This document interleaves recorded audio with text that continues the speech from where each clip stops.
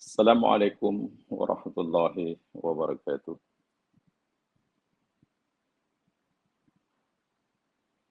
Alhamdulillahi rabbil alamin.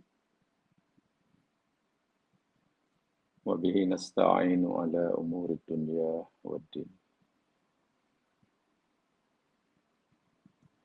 Salatu wassalamu ala asyrafil anbiya wal mursalin. Wa ala alihi wa ashabihi wa asba'ihi ila yaumiddin.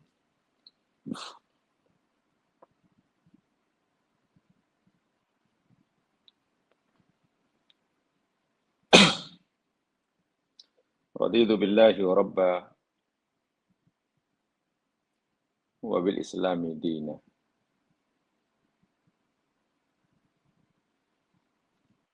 Wa bi Muhammadin nabiyya wa rasulah.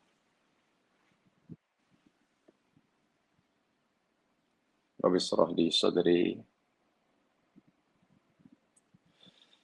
wa yassir li amri wahlul 'uqdatam min lisani yafqahu qawli.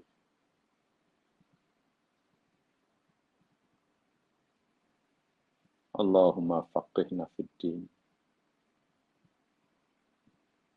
wa 'allimna at-ta'wil. 'Allimna ya Allah ma yanfa'una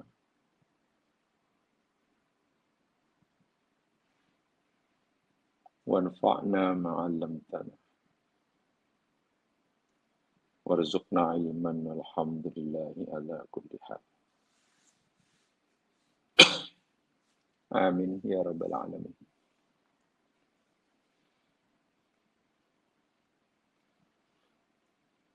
Dipanjatkan doa kepada Allah SWT. Semoga Allah sentiasa membimbing kita ke jalan yang diridhoinya.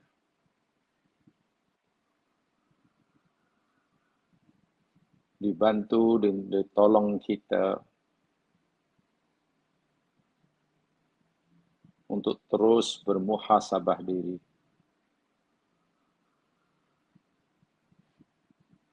Untuk menyadarkan diri kita masing-masing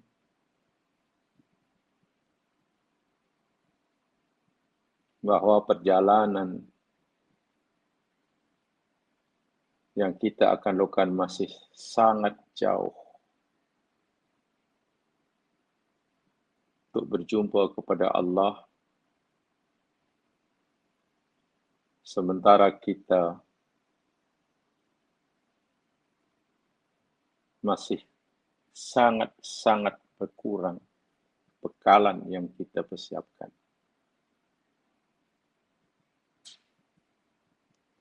Maka salah satu langkah bijak yang patut dilakukan oleh setiap kita yakni memikirkan setiap saat macam mana kita hendak menambahkan bekalan.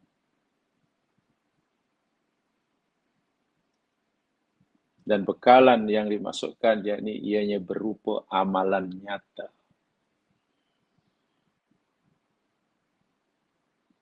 Bukan semata-mata pengetahuan, pemahaman, ilmu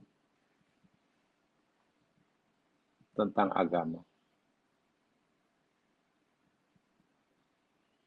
Pengetahuan kita tentang agama memang sangat-sangat diperlukan. Sehingga kita tahu mana yang boleh, mana yang tak boleh, mana yang Allah kehendaki, mana yang Allah tak kehendaki.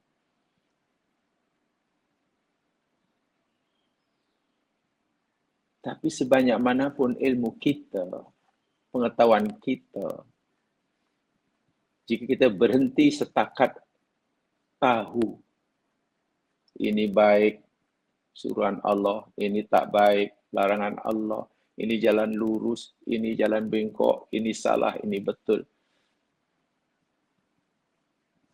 Kita berhenti setakat tahu dan sudah.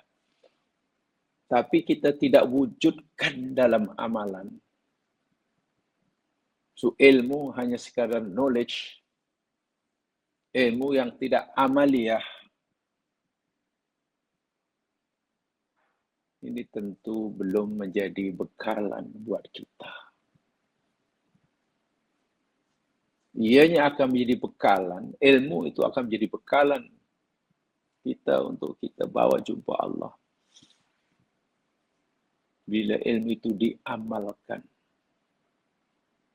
Sehingga ilmu yang sifatnya amaliyah. Bila kita sudah berilmu, hendaklah diamalkan. Dan setiap kali kita beramal, hendaklah berdasarkan ilmu. Jadi kita hanya ada satu daripada dua pilihan.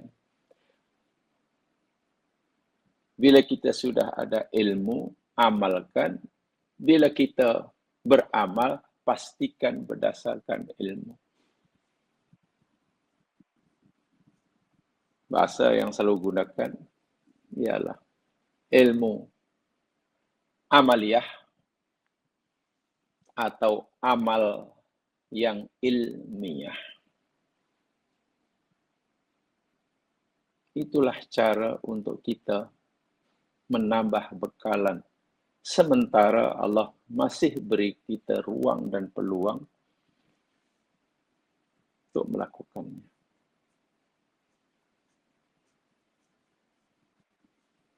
Antara ilmu dan amal, dua perkara yang boleh dibezakan,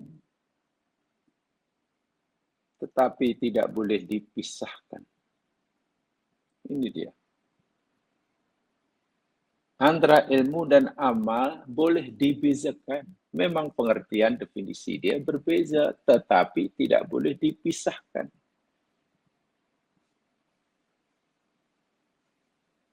Ilmu yang terlepas daripada amal, atau amal yang terlepas daripadanya ilmu, kedua-duanya akan menjadi bebanan buat kita dan bukan bekalan. Maksudnya, jika kita ada ilmu tapi tidak diamal, atau kita punya amal tidak berikan ilmu,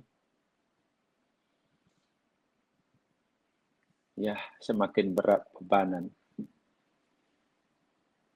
yang akan kita tanggung ketika tiba masa nanti kita berpulang kepada Zat yang mencipta kita. Sebab itulah, jemaah sekalian, apapun tambahan pengetahuan kita tentang firman-firman Allah, yakni Al-Quran, walaupun itu kisah sejarah, seumpama yang sedang kita pelajari, yakni kisah sejarah Nabiullah Yusuf alaihissalam. Tapi hendaklah kita tidak boleh merasa cukup telah mengetahui jalannya bersejarah perjalanan Nabi Yusuf. Sedangkan perjalanan hidup Nabi Yusuf penuh dengan pengajaran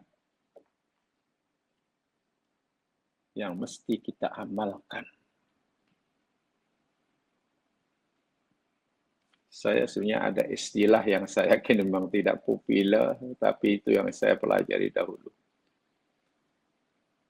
Quran ini adalah firman Allah. Bahasa mudah turun daripada aras, turun pada langit. Jadi Al-Quran itu bahasa langit.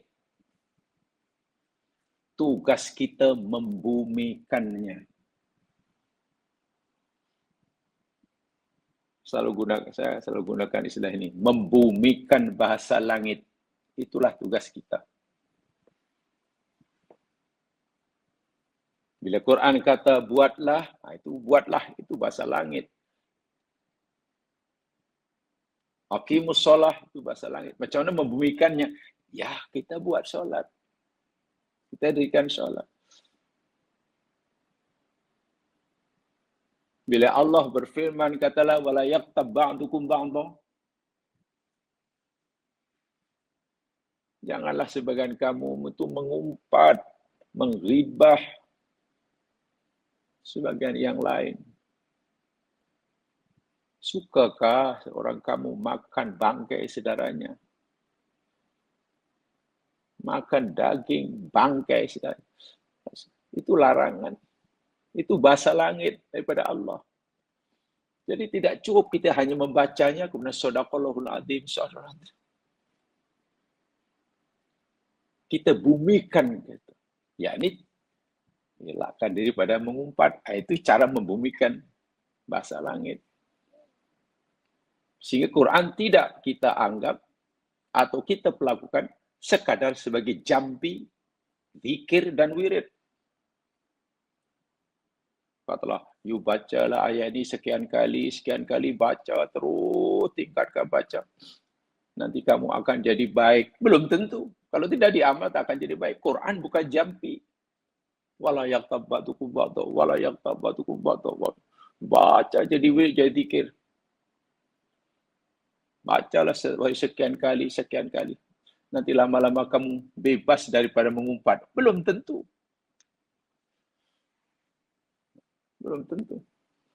Kita mampu meninggalkan perbuatan mengumpat atau tidak, itu pilihan kita. Kita buat apa yang Allah suruh atau kita tinggal apa yang Allah tegak, itu di tangan kita. Itu perbuatan mukhayyar. Jadi malang sekali kalau Quran dibaca hanya sebagai macam azimat. You baca ini akan ini juga. Itu mana Quran masih di langit, belum turun ke bumi. Tugas kita membumikan bahasa langit dari Al-Quran. Nah, kisah Nabi Yusuf itu daripada Allah. Allah yang cerita. Kita wajib membumikannya, yakni mengamalkan pengajaran-pengajaran yang ada pada kisah tersebut. Jamaah sekalian, mudah-mudahan Allah sentiasa membimbing kita dan memberi kemudahan pada kita untuk mengamalkan ajarannya. Amin. InsyaAllah kita akan teruskan siri kajian kita, surah Yusuf. Dan minggu lepas kita telah pelajari sama ayat yang ke-43. Dalam ayat 43 itu, penguasa Mesir bermimpi dan baginda sangat mengetahui apa takwil tafsir mimpinya itu. Karena benar-benar mimpi itu amat mengganggu baginda. Dan saya sentiasa teringat dihantui oleh mimpi. Apa ini ceritanya? Sebab sangat pelik. 7 ekor lembu yang kurus menelan habis 7 ekor lembu yang gemuk. 7 tangkai yang kering boleh meranapkan, membinasakan 7 tangkai yang hijau basah. Apa ceritanya? Mereka kumpulkan malaun, pembesar-besar negara, lalu tanya pada mereka, tolonglah beritahu beta, apa tafsir makna mimpi beta ini? In kuntum li ru'ya buruk. Cabar mereka. In kuntum lirru'ya taburun. Jikalah kamu semua, wahai malaun, pembesar-pembesar istana, punya kemampuan mentakbir mimpi, tolong beritahu. Ini cabaran yang sangat berat ini bagi malaun. Orang yang punya kedudukan tinggi diberikan tugasan yang tidak ringan. peliknya respon Malaun terhadap perintah permintaan rajanya mentakbir mimpi. Jawaban mereka sangat pelik. Yani ayat 44. Qalu adghatu ahlam wa ma nahnu bita'wilil ahlami bi'alimin. Qalu, mereka Malaun berkata, menjawab, adghatu ahlam, Tuanku, mimpi yang Tuanku alami semasa Tuanku beradu itu tidak lain tidak bukan hanyalah adghatu ahlamin. Mimpi yang bercampur aduk, bercampur bayang tak jelas. Pangkal ujungnya. Adghatu ahlam, nanti saya jelasin apa maknanya. Jadi kami semua ini, sedangkan kami semua ini, wahai tuanku, tak pandai nak mentakbir ahlam. Ada 2 poin yang disampaikan. Pertama, Malaun meremehkan mimpi rajanya. Sebab dia kata, adghatu ahlam. Dia memberitahu pada rajanya bahawa mimpi raja itu laisat siwa akhlaqun ahlamin bila makna. Tuanku, mimpi yang Tuanku itu sebenarnya hanya bunga-bunga tidur. Tak ada makna sama sekali, tak ada faedahnya untuk difikir. Tak ada takbirnya. Malaun memberitahu itu bukan ru'ya, itu hanya adghatu ahlam. Nyaman sekalian, adghat itu daripada kalimat dightun. Dot, ghin, ta. Dot, ghin, ta. Ad-dightu. Ad-dightu itu makna harfiahnya khizmatun minal hasya'is mukhtaliful ajnas. Satu kumpulan, satu ikatan atau seikat makna saya. Rumput rampai, rumputan jenis rumput yang bermacam-macam jenisnya. Kan rumput ini macam-macam jenisnya. Kalau kita ambil siki 20 jenis ke, 50 jenis ke, lalu kita ikat satu ikatan, itu namanya dightun. Jadi tak jelas kalau ini apa ini? Itu rumput. Apa rumput? Oh, tak tahulah. Itu apa? Macam-macam ada. Sebagaimana yang Allah firmankan di dalam surah Shad ayat 14. So, kalau kita nak tahu apa makna adghatu ahlam, perhatikan surah Shad ayat 44. Ketika Allah cerita tentang kisah Nabi Ayub alaihissalam.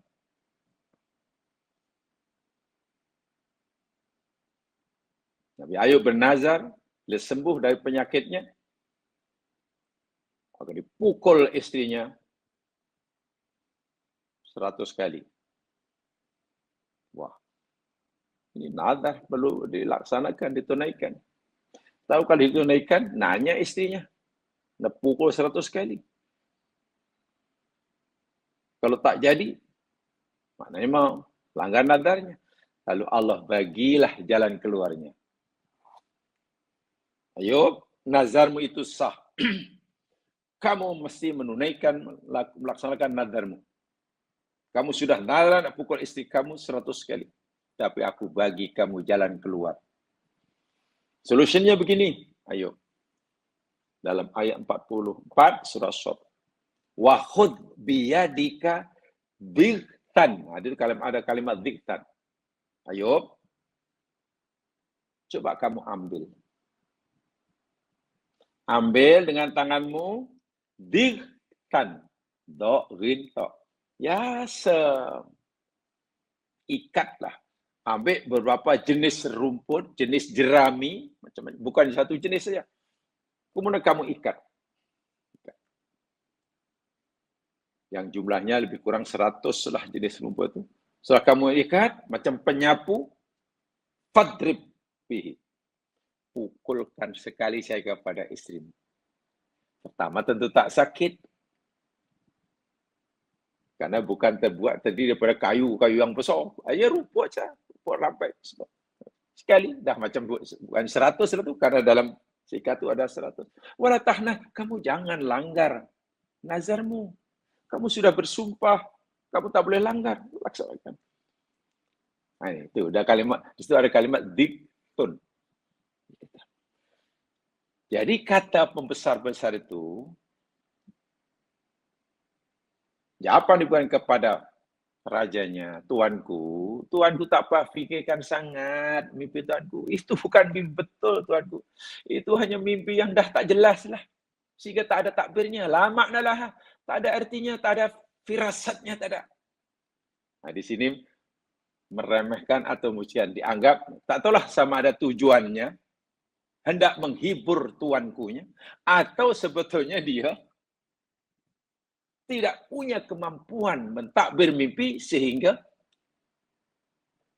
disuruhnya tuanku, bicara tuanku untuk tidak mengambil kisah. Biasanya kan begitu kan? Mungkin ini untuk menutupi kejahilan dirinya. Kami ini jahil, kami tak reti. Dicabar tuanku untuk tahu mimpi, kami tak tahu macam mana untuk menutupi kejahilan diri. Ya, bagi tahu sajalah itu mimpi tak penting. Itu mimpi tak penting. Sebenarnya itu kan yang malaun itu tidak mengerti. Tidak mengerti. Tak punya ilmu. Jadi untuk menutupi kebodohannya, orang sering menganggap masalah itu, biarkan ini tak penting. Kita tak perlu pikir. Jadi maknanya malaun ini punyalah masalah psikologi orang seperti ini. Ada pertanyaan dan dia tidak mampu memberi jawaban. Sedangkan dia sudah dianggap sebagai orang besar atau merasa orang besar. Merasa dirinya pandai. Ada rasa begitu. Merasa besar, bahkan dianggap sebagai orang besar oleh masyarakat. Kan malaun. Malulah kalau tidak mampu memberi jawaban. Karena dia dianggap orang yang besar, orang yang pandai. Dia pun selama ini merasa pandai. Jadi macam mana untuk menutupi rasa malu? Tak jawab. Salah satu caranya yakni, anggap sajalah yang kamu bertanya ini tak penting. Tak penting, tak ada ini. Tak payah fikir sangat. Benda itu tak penting. Jadi buang masa je fikir. Hati-hati kalau kita punya sifat seperti itu. Kita meremehkan masalah hanya karena kita sebenarnya tidak mampu menyelesaikan masalah. Itu bahaya. Apalagi kalau itu dalam masalah agama. Nak mengatakan, ya kami sebenarnya tak mampulah ini. Maaflah ilmu saya tak cukup. Kan senang. Apalagi dia kata, wa manahnu bilil ahlami walimin. Tuanku, kami ni tak ada ilmu untuk mentadbir mimpi-mimpi yang tak jelas tu, kami tak ada. Kalau mimpi itu mimpi betul, kami mampulah. Alasannya. Kalau mimpi tuanku itu mimpi yang betul, kami mampu, kami ada ilmu untuk mentadbir. Tapi karena mimpi tuanku ini mimpi yang tak betul, yang kacau lah, kami tak. Tengok. Ulama tafsir ada yang memahami. Ini sebenarnya hanya salah satu cara malaun untuk menutupi kebodohan dirinya untuk tetap meyakinkan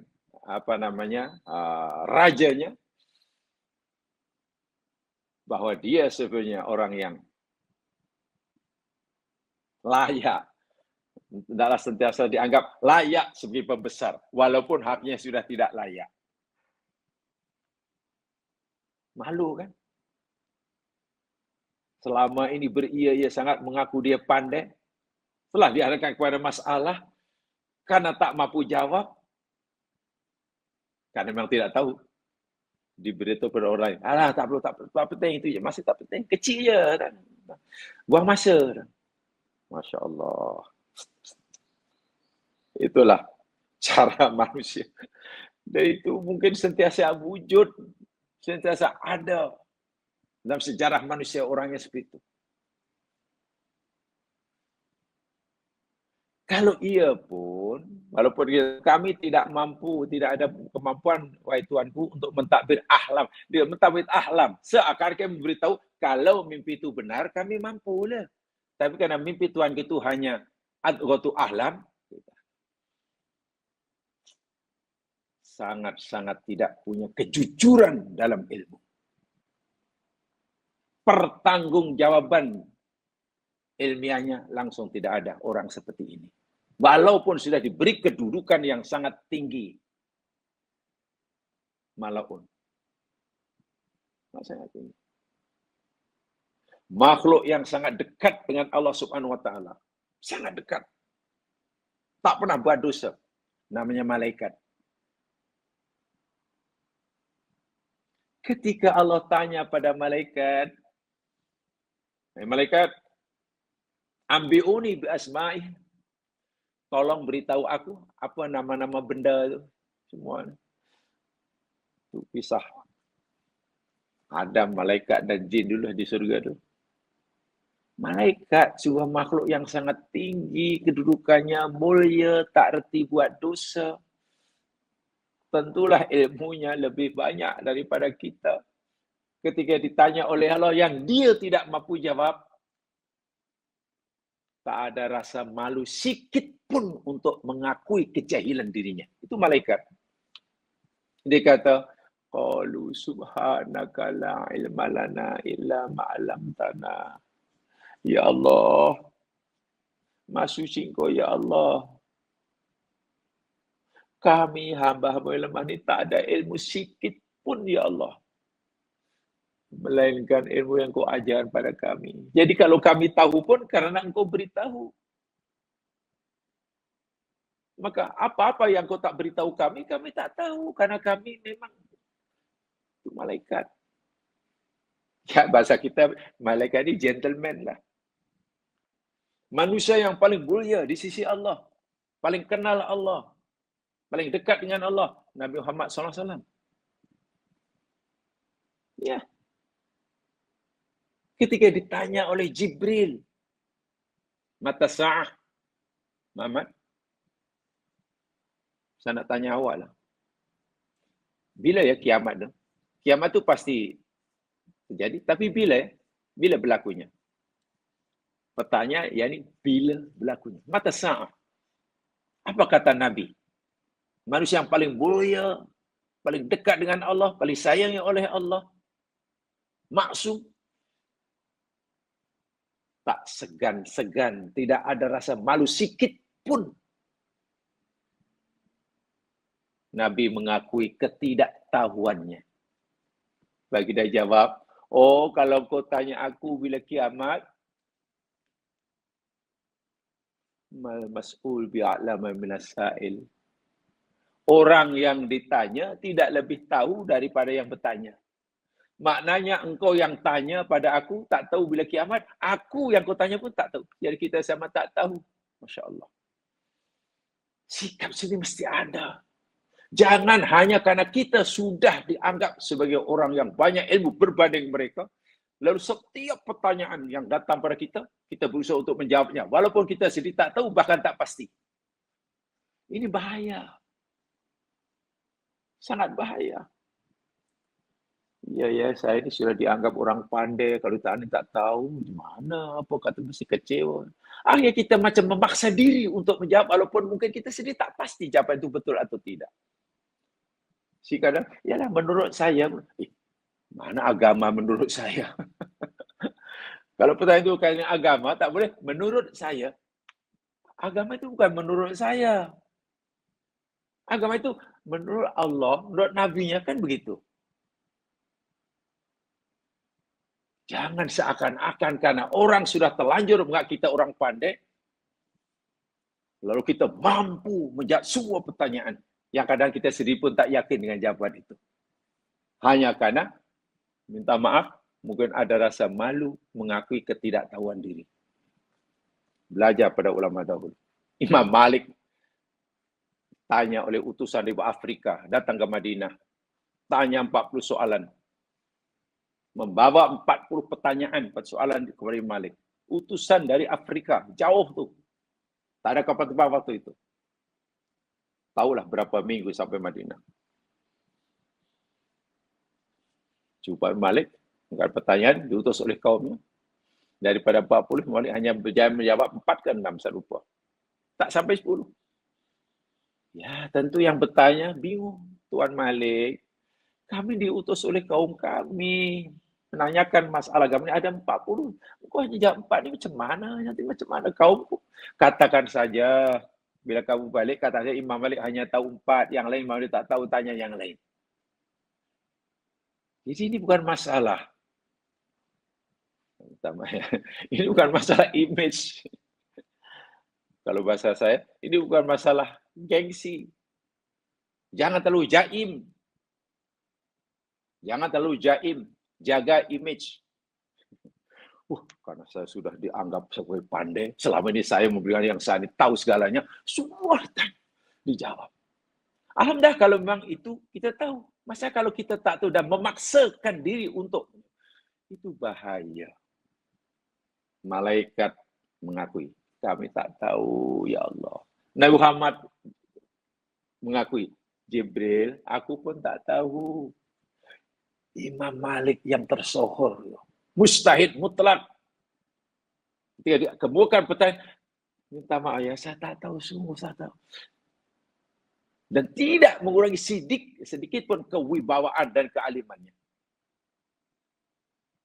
Tapi namanya Malaun ini, karena sudah bangga dengan jawatan kedudukan yang tinggi, selama dianggap sebagai orang kepercayaan di raja, kali rajanya inginkan fatwa, dia meremehkan pertanyaan itu. Tuanku tak risau, itu benda tak penting, Tuanku. Tak ada orang mampu. Itulah sebetulnya. Jadi pengajaran bagi saya yang ada dari balik cerita ini, itu. Jangan sampai kita punya sifat seperti Malaun ini. Pertanyaan itu betul, perlukan jawaban, tapi untuk mengelak daripada menjawab, untuk menutupi kejahilannya, agar tidak diketahui oleh orang lain, diremehkan pertanyaan. Tak perlu tanyakan. Anggap saja angin berlalu. Adghotu ahlam. Dia kata. Wa'iyadzubillah. Dan itu bukan jawaban mereka itu sangat kuat, meyakinkan raja yang bertanya. Tengok itu. Wa ma nahnu bi ta'wil ahlami bi. Okeylah, di situ pertama ada bi, itu untuk menguatkan penafian ya. Wa ma nahnu bi ta'wili. Bak yang pertama itu untuk menunjukkan takkidun nafyi. Selepasnya ada bak lagi, bi alimin. Ada yang mau dari bahasa ini bak insaf. Maknanya betul-betul kejahilan dirinya tentang mentakbir adghatu ahlam itu memang melekat pada dirinya. Maknanya bukan tidak paham, memang kosong pengetahuannya tentang adghatu ahlam. Ini memberikan isyarat, maksud seakan-akan Tuanku, kalau mimpi Tuanku itu benar, kami mampulah. Kalau mimpi Tuanku itu benar, kami mampu. Tapi karena mimpi Tuanku itu hanya adghatu ahlam, sikit pun kami tak ada. Sampai begitu sekali. Wah, mimpi Raja Mesir itu benar belaka. Buktinya nanti Nabi Yusuf mentafsirkannya. Coba bagaimana perasaan Malaun nanti, ayat selepasnya. Ketika ternyata mimpi Tuanku itu benar adanya, ditakwil, ditafsir oleh Nabi Yusuf, dan terbukti benar, coba, mana nak letak muka orang-orang seperti ini? Kan lebih elok dahulu, kamu seakan-akan, mungkin masyarakat waktu itu selepas Yusuf berjam takbir, hai Malaun, kan lebih elok dahulu kamu kata je lah, kami tak tahu, kami bodoh itu je lah, tak payahlah meremehkan masalah. Menganggap mimpi tak penting. Tengok. Coba, di mana nak letakkan muka? Tengok, cara Allah Subhanahu Wa Taala tidak menempelak orang itu jujur dengan cara yang sangat halus, sangat halus sekali. Cara Allah mempermalukannya, tetapi walaupun sangat halus, sangat lembut, tapi benar-benar keras dan menyakitkan. Ya Allah, saya sudah terlanjur meyakinkan masyarakat dan Tuanku bahwa itu benda tak penting, karut, tapi rupanya betul lah. Di mana aku nak letak muka? Kalau dalam bahasa sekarang ya, misalnya, ini kalau dalam bahasa politik sekarang, Malaun ini yang patut wajib letak jawatan. Kalau bahasa sekarang pasti didesak untuk letak jawatan. Awak tidak layak duduk di kursi Malaun. Itu kalau bahasa politik sekarang lah. Tapi pengajarannya memang begitu. Kalau masih juga duduk di situ, Malaun, mana Anda memaksakan diri untuk menempatkan diri di tempat yang sudah tidak layak bagi Anda. Apa yang akan berlaku kalau itu berlaku dalam masyarakat? Ini cita masyarakat yang besar. Ini cita raja dan rakyatnya. Bagaimana kalau orang yang akhirnya tidak layak tinggal, duduk di tempat di jabatan yang tidak semestinya. Dan terbukti tidak layak. Waliyadzubillah. Itu bagi saya pengajaran yang luar biasa kalau kita cermat memahaminya. Jadi kisah sejarah kita sudah tahu bahwa orang itu tak boleh mentafsir, sudah itu sejarahnya. Tapi pengajaran dia, mauidhah di sebaliknya. Mauidhah sebaliknya.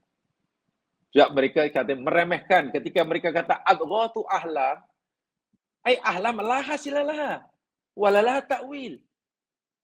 Itu mimpi tak ada faedahnya, Tuanku. Lah tak ada takwil sama sekali. Itu mimpi karul dah. Adghot. Jadi kumpulan dari berbagai jenis-jenis yang tak betul jadi satu. Wa hada jasmun bihum bimala ya'lam. Mata dhabi.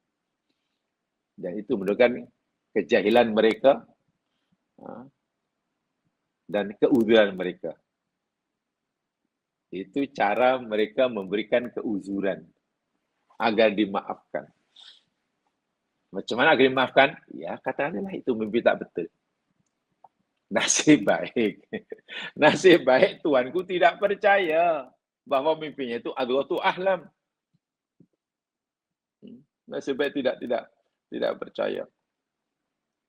Bahal ada dua ya di situ. Yang dinyatakan oleh Malaun. Pertama, jama'u bainal jahli wal jazmi. Malaun telah menghimpunkan dua perkara antara kejahilan dirinya dan al-jazm. Menetapkan mimpi itu mimpi bohong. Itu satu. Keduanya, dan kami tidak punya ilmu sikul untuk mentadbir mimpi bohong. Sia-sia. Buang masa. Buang umur. Lalu kalau mimpi betul, kami tahu. Tapi apa yang berlaku? Ternyata mimpi Tuanku, mimpi betul. Mimpi betul. Wal ijab binafsi. Nah ini. Perangai dalam diri ini. Ini kata Imam As-Sa'di. Al-ijab binafsi. Mereka ujub. selama ini cukup bangga, cukup sombong, cukup angkuh, berjaya meyakinkan orang yang dia orang pandai, yang mereka orang besar, sudah terlanjur dianggap pandai oleh masyarakat, sudah terlanjur dipercayai oleh raja. Wah, makin mana? Setelah dihadapkan pada masalah, rupanya bukan siapa-siapa orang ini. Orang yang, bukan siapa-siapa. Hanya mereka licik untuk menutupinya yang didemehkan mimpi itu. Bihaitu annahum yaquluna al-mutawilaha. Bagi kami sia-sia. Tak penting mentakbir mimpi yang tak jelas. Kalau mimpi yang bagus, kami tahu. Subhanallah. Jamaah sekalian. Jadi baik sekali ya contoh tadi. Seperti mana malaikat, saya katakan. Seperti Nabi Muhammad SAW. Dan ini jamaah sekalian adalah salah satu cara bagaimana Allah Subhanahu wa taala hendak menunjukkan kehebatan, kelebihan Nabi Yusuf. Saya ulangi. Cara yang sangat halus daripada Allah Subhanahu wa taala untuk menunjukkan kehebatan Nabi Yusuf atas pemberian Allah di hadapan rakyat Mesir. Ingat. Nabi Yusuf pada saat dan ketika itu, dalam pandangan raja, keluarga diraja, rakyat Mesir, Yusuf orang yang hina. Penjara, banduan, penjenayah, apa sajalah. Tidak punya harga diri. Hancur reputasinya. Tapi Allah kata, oh tidak. Aku tahu Yusuf tidak sehina seperti mana yang kamu yakini, wahai orang-orang Mesir. Yusuf orang sangat mulia. Yusuf tidak sebagaimana yang kamu sangka. Dan Allah tidak menunjukkan kehebatan Yusuf, kepribadian yang sebenar. Ini caranya. Yakni, raja minta pendapat dulu kepada Malaun, dan ternyata Malaun menolak. Lemah. Baru kemudian nanti Yusuf yang dipanggil untuk mentadbir. Ini kehebatannya. Sebagai contoh begini jamaah sekalian, saya kasih contoh. Nabi Musa alaihissalam dahulu, ketika Allah hendak menunjukkan kejujuran, kebenaran Musa sebagai utusan Allah, ketika nak dilagakan oleh Fir'aun dengan royal magician, ahli sihir diraja, yang jumlahnya cukup banyaklah, berpuluh.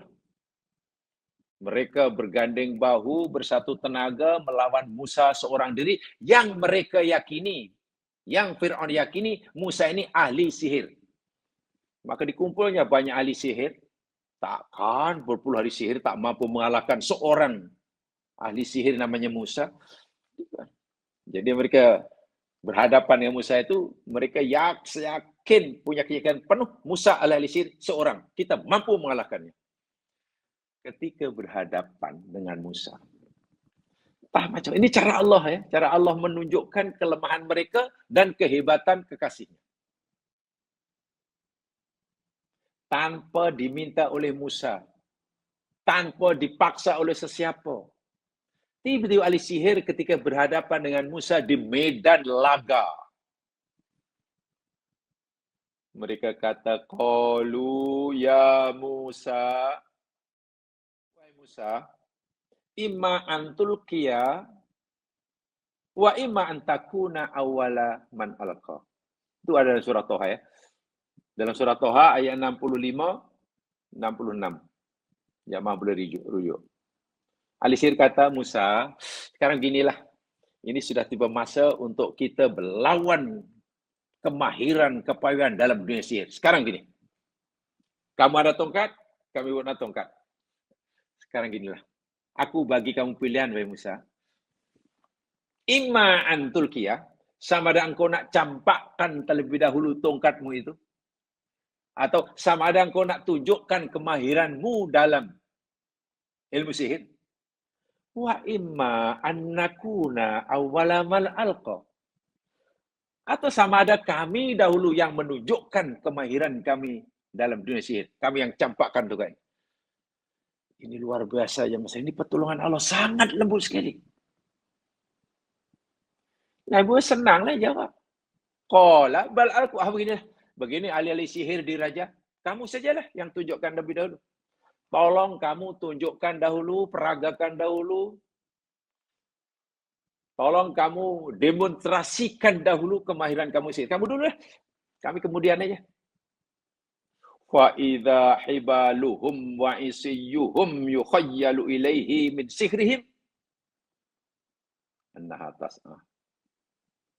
Begitu mereka campak tali-tali mereka, tongkat mereka, pandangan penonton dihayalkan dengan sebab mereka itu, sihir mereka itu, seakan-akan tongkat tali yang mereka campak itu bergerak macam ular. Dahsyat sungguh pertunjukan sihir yang ditunjukkan oleh ahli sihir. Panik semua jemaah sekalian. Ya. Musa macam mana ni nak lawan ni? Nah, saat itulah Nabi Musa diperintah Allah untuk campakkan dan tongkat Musa menelan habis tali-tali. Lalu mereka ahli sihir mengakui kenabian Musa. Yang ini saya sampaikan, coba apa yang akan berlaku jika Nabi Musa campakkan dahulu sihirnya? Campakkan dahulu tongkatnya, maksud saya. Lalu tongkat betul-betul menjadi ular. Fir'aun mungkin belum rasa aneh. Karena Fir'aun yakin Musa itu ahli sihir. Orang Mesir mungkin baru merasa pelik. Oh ya, Musa memang pandai ahli sihir. Tapi ahli sihir pasti tidak jadi menunjukkan kemahiran dalam bersihir. Kenapa? Ahli sihir melihat tongkat Musa dicampak itu benar-benar jadi ular. Dan tongkat yang dicampak, kalau itu sihir lah, ahli sihir melihatnya bukan dia ular, tapi tongkat. Ahli sihir cakap apa tak campak tongkat yang sekalian. Tongkat tetap tongkat dilihat oleh ahli sihir. Hanya kelihatan macam ular oleh penonton.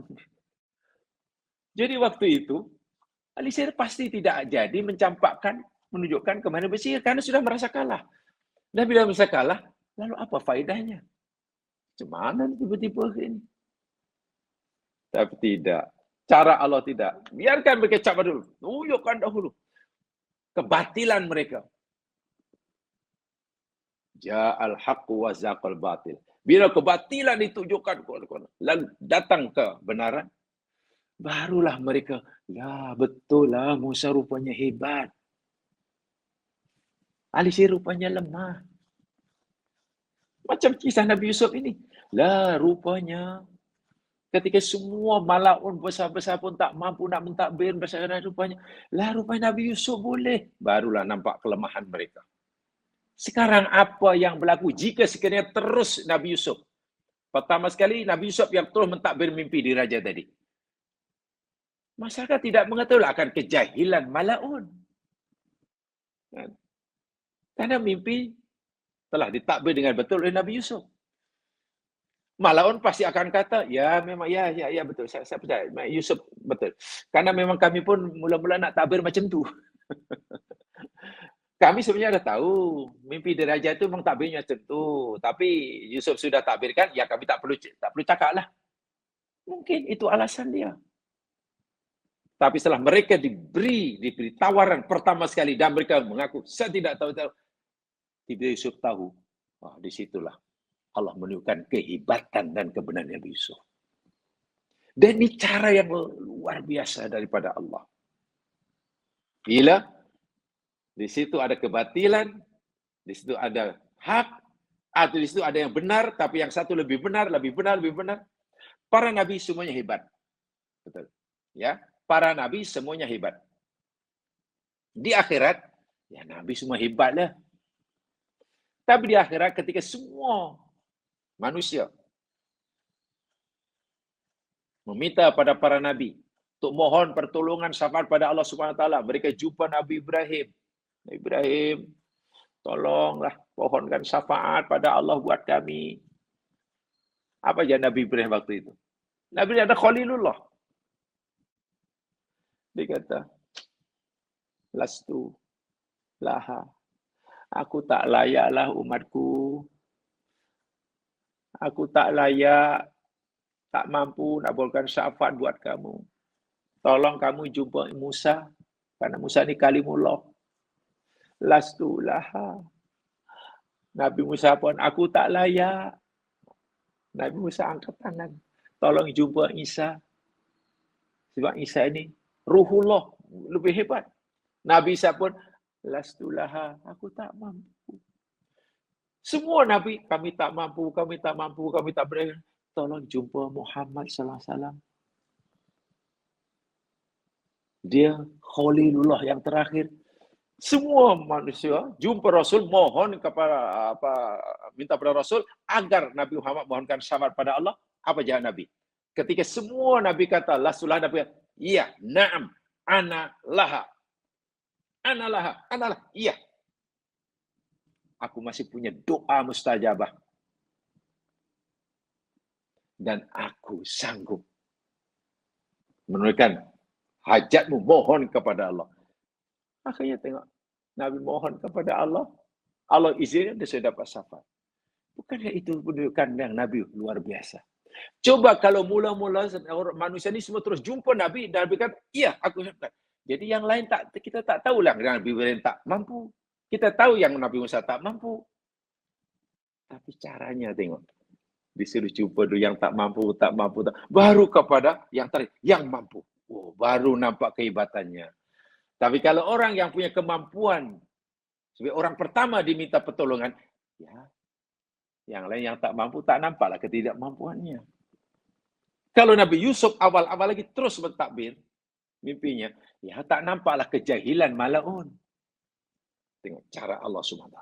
Waktu Nabi Yusuf sudah mulai terselah kehebatannya, sudah mendekati kebenaran takbir mimpinya semasa zaman kanak-kanak. Ini adalah subhanallah lah. Subhana man hafiyat al-tafuhu wa daqqat fi isalihil birr wal ihsan ila khawasi asfiyaihi wa auliyaihi. Itu saya yang diucapkan oleh para ulama.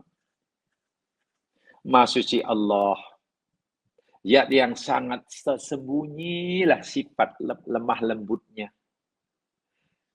Sifat latif Allah ni sangat tersembunyi. Tak dapat dibaca, tak dapat dirasai oleh semua orang. Wa daqqat fi isalihil birr wal ihsan. Dan sangat-sangat cermat, sangat-sangat halus cara Allah menyampaikan kebaikan kepada siapa yang dia kehendaki. Daripada golongan kekasih-kekasihnya, manusia pilihannya.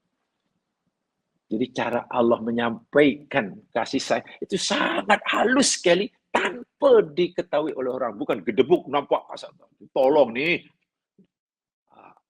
Ya, tengok Yusuf sebelum jadi orang besar. Cara Allah menggerakkan, menyampaikan Yusuf kepada anugerah Allah jadi orang besar. Jalannya penuh liku-liku. Tak ada siapa yang boleh membayangkan yang Yusuf akan jadi orang besar. Jadi Nabi, jadi pemimpin negara. Ketika Yusuf kecil masih campak dalam perigi. Tak ada tanda-tanda. Tak ada orang berani meramalkan Yusuf akan jadi pemimpin Mesir. Ketika dijual menjadi hamba abdi.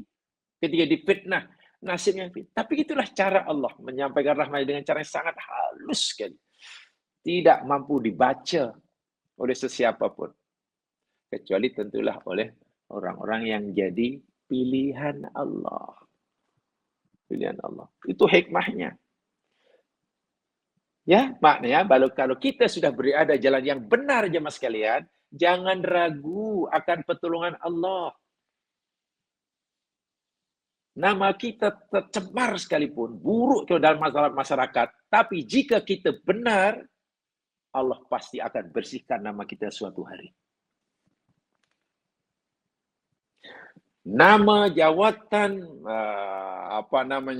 harga diri, imej seseorang yang hebat dalam masyarakat, sekalipun jika ia berada buat salah dan penuh kepura-puraan, maka Allah akan dedahkan siapa diri orang ini sebenarnya. Suatu hari, itu perlu kita yakini. Tapi bergantung pada Allah lah, cepat lambat itu terhadap pada Allah. Kita tak boleh paksa Allah, ya Allah, hamba boleh orang benar, kenapa lah? Nasib hamba seperti ini, bila lah betul hamba. Ya sudah, serahkan kepada Allah sahaja. Nah, faham ya itu? Jadi ada manusia seperti itu pada zaman Nabi sudah ada. Orang yang punya kedudukan tinggi, tapi dalam banyak hal dia tak layak di situ. Orang yang sudah dianggap pandai oleh ramai orang, sudah jadi orang kepercayaan raja, yang hakikatnya ia tidak punya pengetahuan apa-apa, lalu cara untuk menutupi kejahilan dirinya, diremehkan masalah yang dikemukakan kepadanya. Malu sungguh. Nah, saat itulah ketika tak ada siapa pun yang mampu mentadbir mimpi di raja. Kalau Malaun pun tak mampu, apalagi rakyat biasa.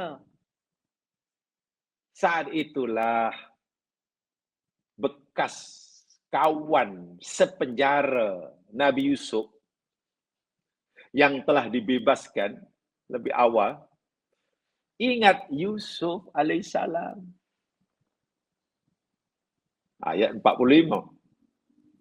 Wa qala alladzi naja minhuma wattakara ba'da ummatin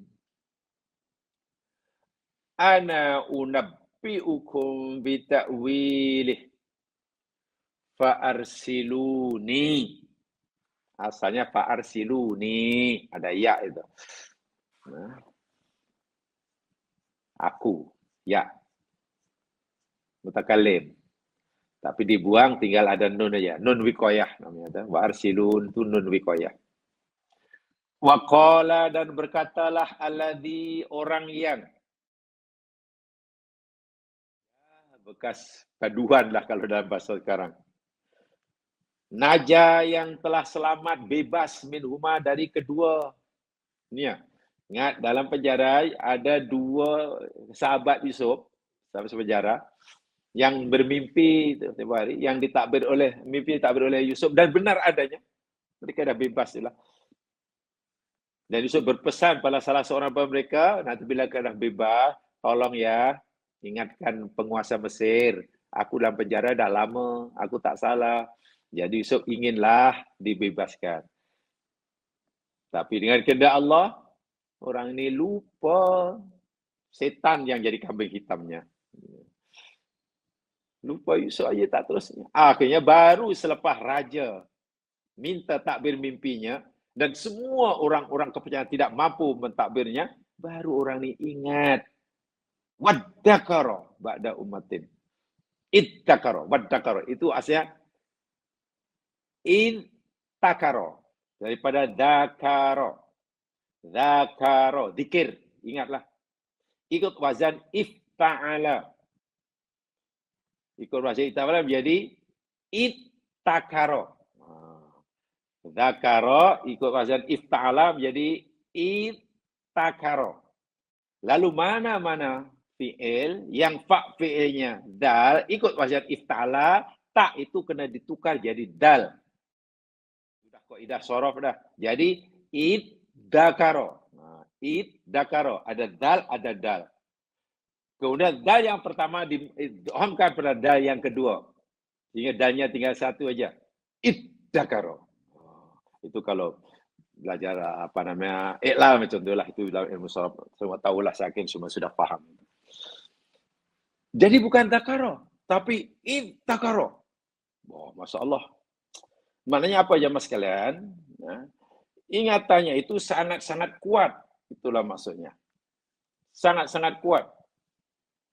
Bukan hanya ingat biasa, tapi wah, 100% ingat Yusuf. Bukan saya rasa saya macam adalah ingat-ingat lupa dahulu ada, tak.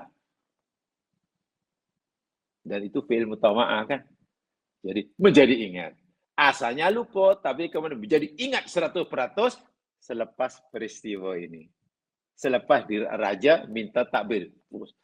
Jadi kita kata dia ingat merupakan akibat daripada satu peristiwa. Peristiwanya apa?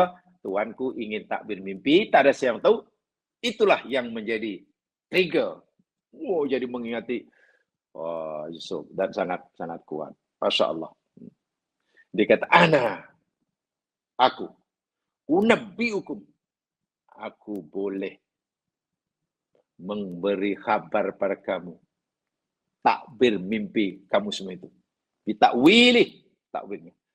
Tapi syaratnya, fa'arsiluni, utuskan olehmu akan daku untuk jumpa seseorang.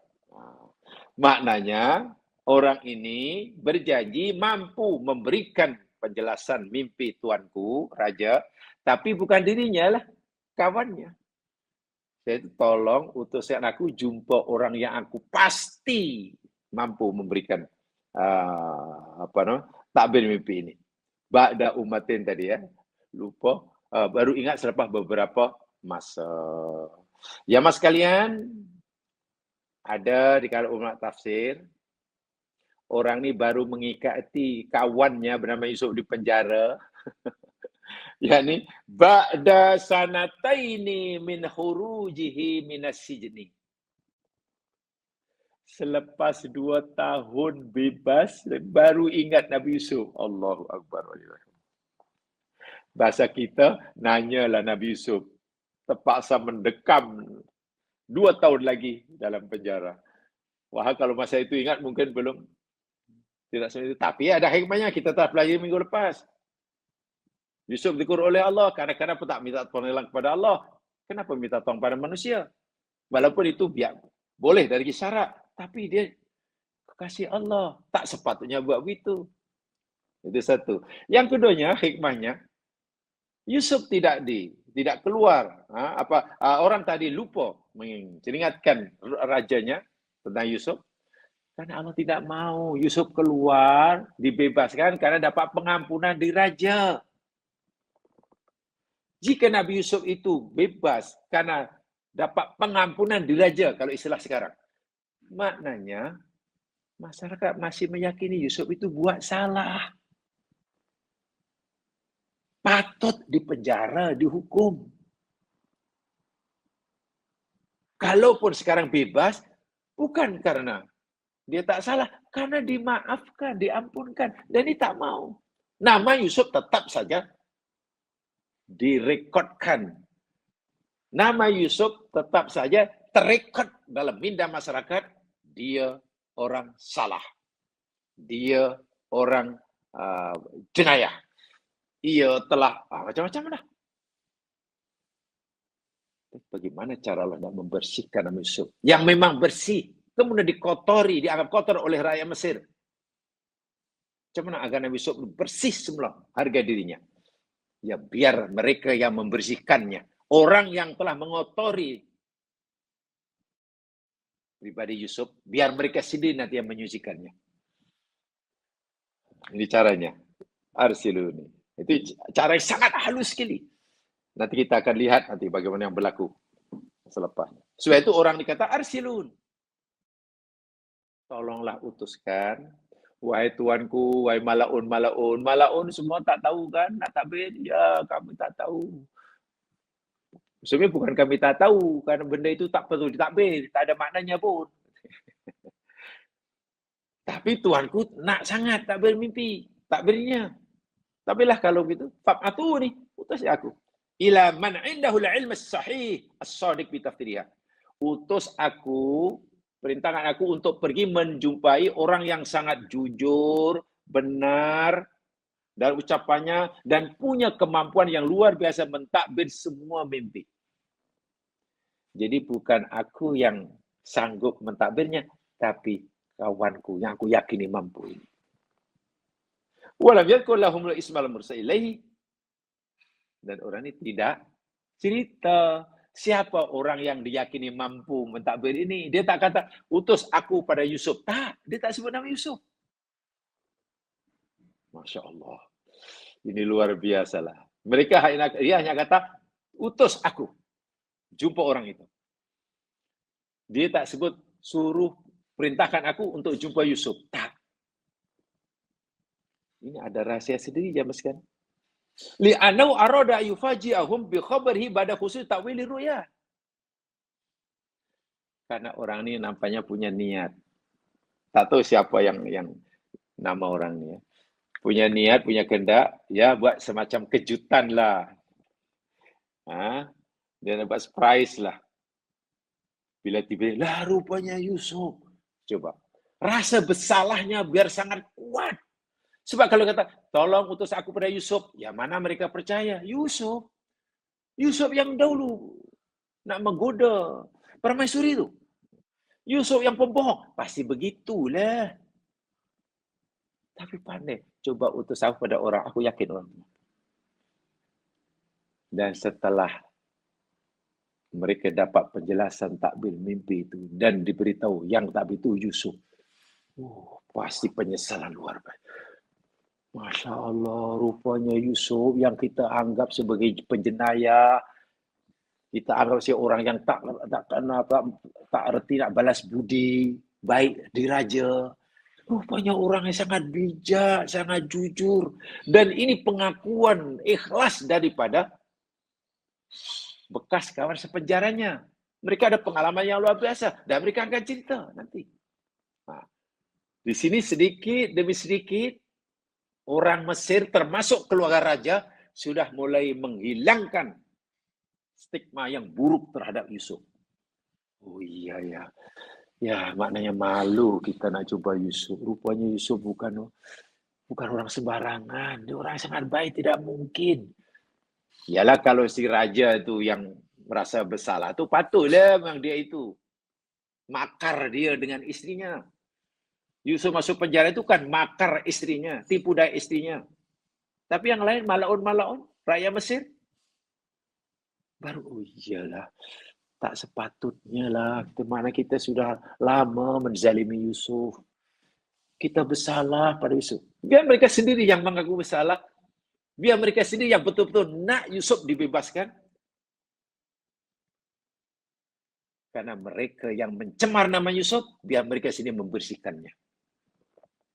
Ini rahasia kenapa orang ini tak sebut nama Yusuf. Ya, utuskan aku. Hanya itu saja.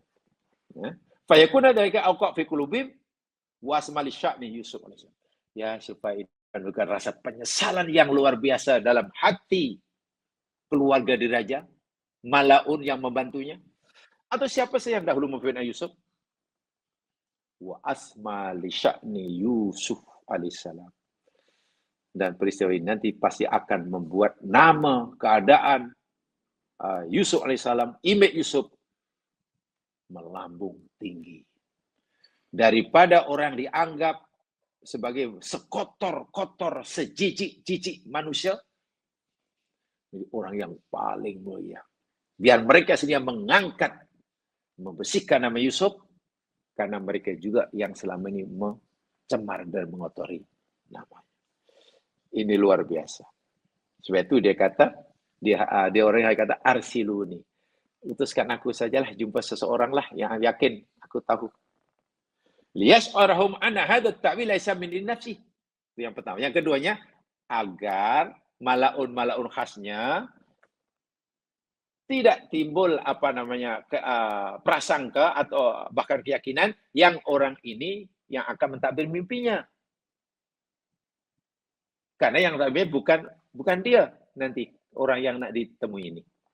Jangan sampai menimbulkan keyakinan atau sangkaan bahwa orang baru bebas ini yang boleh mentadbir. Tak ada muka, tak ada tokoh pun. Sebab itu dikata arsiluni. Ada sini. Innama huwa min indi ma yursilunahu. Tapi orang yang mampu mentadbir mimpi itu yakni orang yang dia nak temui itu. Yakni Yusuf alaihissalam. Paham ya? Disinilah saya katakan cara halus. Allah sendirilah yang akan menentukan berjalan seorang yang baik. Yalah kalau ikutkan hati, termasuk Nabi Yusuf, ya kalau boleh secepat yang bolehlah keluar daripada penjara. Sebab itu Yusuf ingin. Kalau boleh. Tapi Allah menghendaki lain. Yang Allah kehendaki daripada Yusuf bukan semata-mata Yusuf bebas dari penjara. Tapi bagaimana cara Yusuf bebas, itu penting. Kebaikan yang Allah berikan pada Yusuf itu biar sampai kepadanya dengan cara Allah. Coba kalau Yusuf dibebaskan karena dapat pengampunan dari raja. Apa faedah yang Yusuf dapat? Oh iyalah, dapat manfaat, bebas. Bebas itu, ya penting, Yusuf nak, tapi cara. Yusuf dapat kebebasan dari penjara, itu lebih penting. Karena itu kaitannya dengan marwah, dengan itu adalah anak tangga. Ibaratnya, itu sebagai anak tangga untuk Yusuf daki mencapai ke puncak kejayaan dunia akhirat. Seorang raja, penguasa Mesir yang hebat, namanya Aziz nanti. Dan seorang Nabiullah. Secara itu penting. Ada istilah sekarang kan apa tuh Bang? Teori apa tuh namanya? Masih lupa ini. Yang apa cara apa namanya? Tujuan menghalalkan cara. Itu tak boleh. Memang orang di penjara, bebas di penjara itu seronok. Menyeronokkan, pastilah dia sujud syukur. Tapi bagi Allah bukan itu semata-mata yang elok bagi orang ini. Cara itu penting. Masya Allah. Betul, akhirnya orang ini pun diutus. Okeylah kalau begitu, utusan. Kalau kamu punya orang yang pandai mentadbir witah, apa nama mereka tak tahulah. Mungkin Malaun kata, kalau kamu ada bomoh lah. Kalau kamu ada kawan bomoh, tukang ramal yang pandai, okeylah. Kami, Malaun setuju. Utus engkau, jumpa orang itu. Di mana tempatnya, siapa nak? Okey, saya serahkan pada kamu. Kan yakin. Orang itu pun seronok. Bukan main seronok, lajulah pergi ke penjara lamanya selepas 2 tahun meninggalkannya. Sebab 2 tahun meninggalkannya, jumpa semula Yusuf AS, happy-nya luar biasa. Setelah jumpa, apa dia kata? Ayat 46. Yusuf, ayyuhas siddiq. Hai Yusuf, sebenarnya ada ni, asal ya Yusuf, ayyuhas siddiq. Wahai Yusuf, wahai Yusuf, ayyuhas siddiq.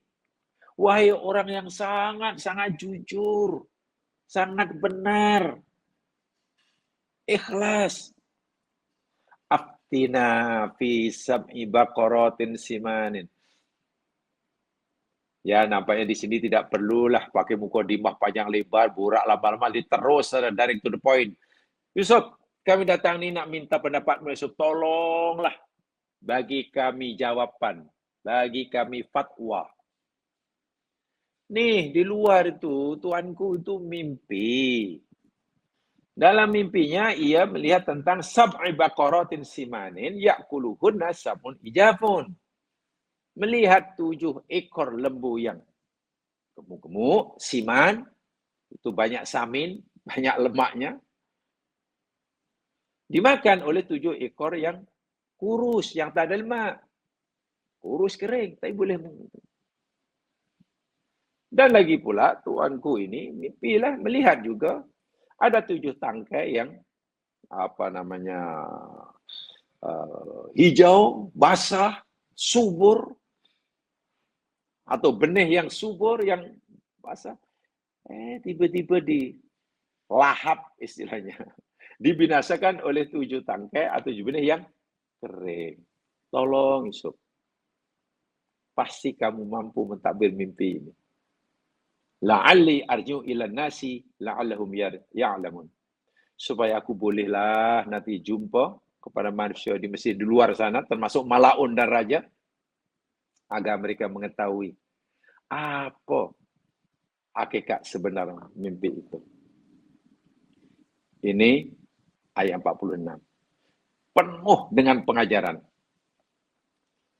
Apa iktibar, apa pengajaran yang boleh kita ambil dari ayat 46? Ayat 46 pertama jam sekalian ya. Orang yang diutus tadi, bekas kawan sepenjara Yusuf ini, jumpa Yusuf terus tanya, Yusuf, wahai orang benar, tolong takbir mimpi. Lalu disebut mimpinya itu. Sebagaimana yang disebut oleh raja. Itu penting. Karena kalau tidak sebut mimpinya atau tidak sebut dengan perkataan yang sama dengan disebut oleh raja, nanti takbirnya lari. Jadi karena tuanku nak takbir yang betul, mimpi melihat ini, maka orang menyebut seperti apa yang disebut oleh Raja Mesir. Melihat 7 ekor. Itu kena sebut. Sebab nanti kalau tidak disebut mimpinya, kalimatnya pula berbeza. Katalah, Yusuf, tuanku mimpi, apa mimpi ni melihat 7 ekor yang besar dimakan oleh 2 ekor lembu yang kecil. Dah lain. Takbirnya pasti berbeza. Tuanku kata 7 ekor yang gemuk dimakan oleh 7 ekor yang kering, yang kurus. Diberitahu pada Yusuf ada 7 ekor lembu besar Yusuf dimakan oleh 7 ekor yang kecil. Tak boleh beza. Takbir mimpi itu bergantung kepada mimpinya kan. Jadi kalimatnya kena betul. Kena betul. Itu pertama. Pertama. Jadi kalau tidak nanti maknanya. Yang kedua jamaah sekalian, mereka panggil Yusuf dengan panggilan yang sangat-sangat menghormati dan mengagungkan. Ayyuhas Siddiq. Itu luar biasa itu. Siddiq, bukan sodik ya. Jamaah sekalian, Siddiq itu yakni al-balik fi sidqi. Orang yang bersangatan dalam sifat jujurnya. Orang yang punya sifat siddiq, itu jamaah sekalian, yakni orang yang jujur dalam semua aspek kehidupannya. Bila bercakap, jujur. Bila berbuat, jujur. Bila berjanji, menepati. Bila berkawan, ikhlas. Tapi kalau huwa sodik, dia sodik. Dia jujur. Itu mungkin dari satu aspek aja. Jujur macam mana? Kalau dia berjanji, dia tak pernah ingkar. Itu saja. Tapi kalau dia berkawan, sering tipu. Kalau dia pinjam, sering tak bayar. Tapi dia sering cakap, tak suruh bikin. Hanya saya puji satu aja. Bila janji, atau bila apalahnya. Jadi hanya dari satu aspek. Kalau sodik, ini siddiq. Menunjukkan bahawa kejujuran, kebenaran Yusuf ini dari semua aspek kehidupannya. Ucapannya, tindakannya, bila bersahabatnya, apa sajalah. Ini makna siddiq. Jadi la yaktasiru ma'naha ala annahu shadiq fi kulli aqwali. Tak cukup hanya ucapannya ya, tapi orang semuanya shadiqun fi af'alihi, shadiqun fi aqwalihi, shadiqun fi ahwalihi. Allahu akbar. Segala-galanya. Segala-galanya. Jadi dan nampak jelas. Bukan hanya persepsi orang melihatnya, tapi yang mengaku itu merasakan sendiri, bukan hanya persepsi. Saya fikir kalau saya dia itu orang baik dan orang hijau, itu mungkin hanya persepsi. Tapi bila dia kata siddiq, dia telah meyakini karena merasakan, mengalami sendiri. Ini penting jamaah sekalian ya. Pentingnya mana? Begini.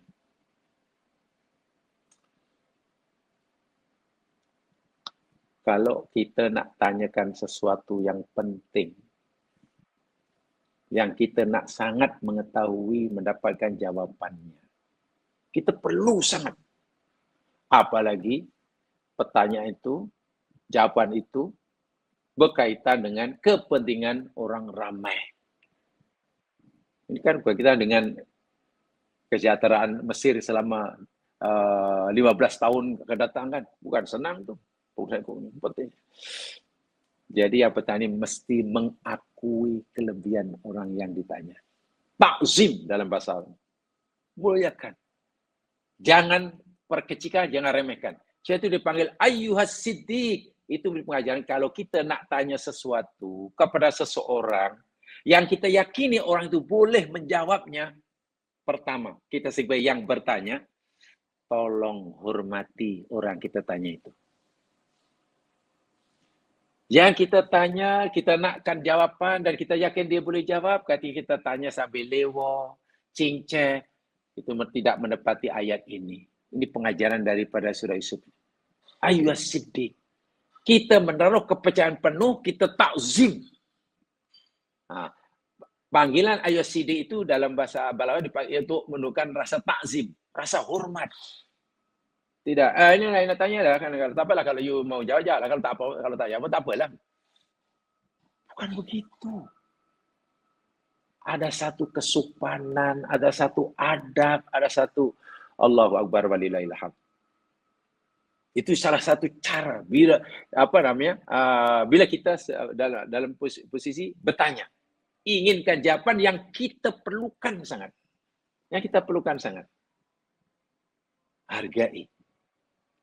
Karena jamaah sekalian, kita bukan sekadar ingin jawabannya, mengetahui jawabannya, tapi agar jawaban yang baik yang bukan kita begitu memberi manfaat, ada barokah kalau dalam bahasa agamanya. Agar ada barokah, keberkatan. Kita ingin belajar pada seseorang, kita ingin bertanya pada seseorang yang kita tak tahu dan kita ingin tahu, tapi kita tidak ada takzim kepada orang yang kita tanya. Kita tidak ada takzim pada orang kita belajar padanya. Boleh jadi kita dapatkan apa yang kita maukan, tapi tidak ada nilai keberkatan. Dan ini yang berlaku akhir zaman memang begitu. Tidak boleh, Quran sudah memberitahu dengan bahasa yang Allahu Akbar. Kenapa dia terus, Sob, lama tak jumpa, apa kabar? Saya nak tanya lagi ni. Tak. Ya Yusuf, ayyuhas siddiq. Itu dalam tafsir dalam sekali maknanya. Pengajarannya di situ. Kepada siapa? Kita bingung di jalan. Nak tak tahu address yang kita pergi, mana ni lokasi yang kita pergi, macam mana alamatnya, mana, lalu kita bingung. Baca map tak reti, baca Waze tak faham dia lagi. Ada orang kita, walaupun mungkin nampak orang itu, nampaklah. Mungkin macamlah bawah kita, umurnya pun lebih muda, gamanya. Dia pun duduk situ, nampaknya pakaiannya pun taklah secantik kita, gamanya. Tak secantik kita. Datang pun nampaknya macam tunggu bas mini. Kita datang situ mungkin pakai Jaguar umpamanya. Tapi dia ini nampak orang tempatan dan dia lebih faham kawasan itu daripada kita. Kita bingung. Kita ingin maklumat agar kita tak bingung. Ya sopanlah. Jangan kita cik, nak tanya. Itu tak mana itu. Aduh, jangan. Baca surah Yusuf. Kalau perlu kita turun dan bertanya, Assalamualaikum cik, minta maaf ya saya nak tanya. Saya betul-betul ingin pertolongan cik lah. Mana ya ini address ini sebelah mana ya? Oh ya ini tak jauh dari rumah saya rumahnya. Jalan lalu depan rumah saya nanti cik ni. Kita perlukan sesuatu daripada orang lain yang amat berharga buat kita, tapi kita cara menekannya macam melecehkan, meremehkan.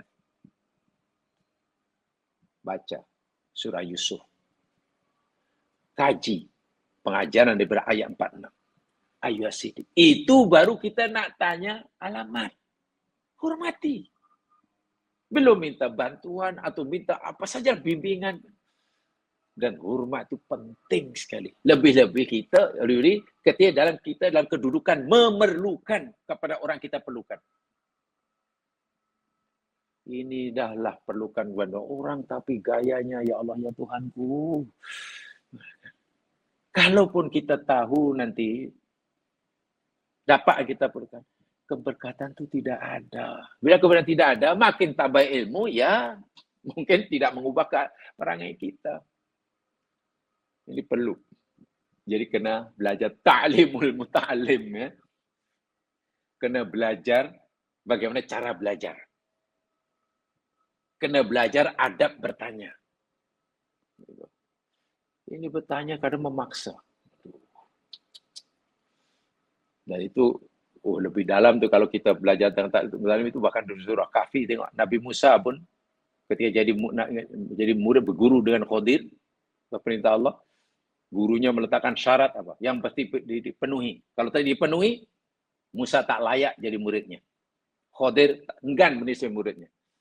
Dan syarat yang dipenuhi bukan banyak. Satu aja. Mengalami apa saja, tengok apa saja, jangan tanya. Itu saja. Jangan tanya. Nanti biar aku sendiri, biar teman saya, aku jelaskan. Kan mudah kan? Tapi Musa langgar. Tengok. Ya, kalau langgar, 3 kali langgar, ya sudah, layak. Kita pisah, tak boleh. Itu seorang kekasih Allah. Itu pengajar luar biasa itu jamaah sekalian. Kenapa kena letakkan syarat? Itu ada hikmahnya. Kenapa Allah cerita dalam kisah Musa dan Khidir, Allah cerita Khidir letakkan syarat untuk belajar. Itu penting sekali. Karena bila tanpa itu, inilah jamaah, kita kena belajar dari orang dahulu, bagaimana orang dahulu untuk ilmu. Bagaimana Bukhari mencari satu-satu hadis, jumpa syekhnya, ya Allah ya Tuhanku, takzimnya luar biasa. Dalam bahasa mudah. Takzim pada orang kita perlukan, itu memang tidak mudah. Selagi dalam diri kita ini masih ada sifat ananiah. Sifat keakuan, sifat ujub, merasa bla bla bla bla. Payah untuk kita takzim pada orang. Lagi-lagi, sebelum kita belajar tanya-tanya, hati kena bersihkan. Jangan, aku ni orang tua, dia budak lagi, buat apa aku nak sopan santun. Ini susah lah. Itu sombong lah. Nabi Musa itu Rasul, kekasih Allah. Itu pun oleh Allah disuruh sopan santun. Dan yang menyuruh sama itu melalui Khidir. Kalau dilihat dari segi taraf level kan Nabi Musa tentunya lebih tinggi kan. Dia Rasul, Kalimullah. Khidir taklah setinggi Musa makamnya. Tapi karena ia guru, karena Musa ingin jadi murid, kamu kena patuh. Kalau tidak patuh, tak payahlah belajar. Hanya mengalami 3 peristiwa Musa dah gagal. Udah. Dan dia rela, dia mengaku, ya saya tak layak untuk terus berguru ke anak kamu. Dia sendiri minta. Merasa tak layak. Masya Allah. Itu bagi pengajaran yang luar biasa dalam belajar. Dalam bertanya, dalam ingin maklumat apa saja. Kalau kita dalam posisi mencari, meminta, bertanya, takzim pada orang kita perlukan. Takzim pada orang. Itu makna ayyuhas siddiq. Bagaimana kesimpulannya? InsyaAllah kita sampai pada masa hadapan. Mudah dipati oleh Allah SWT. Subhanakallahumma bihamdika. Sudah la ilaha anta astaghfiruka wa atubu ilaik. A'udzu billahi wal 'ashr. Innal insana fi khusr. Illa alladziina aamanu wa 'amilus shalihat. Tawassaw bil haqq wa tawassaw bis sabr. Assalamualaikum warahmatullahi wabarakatuh.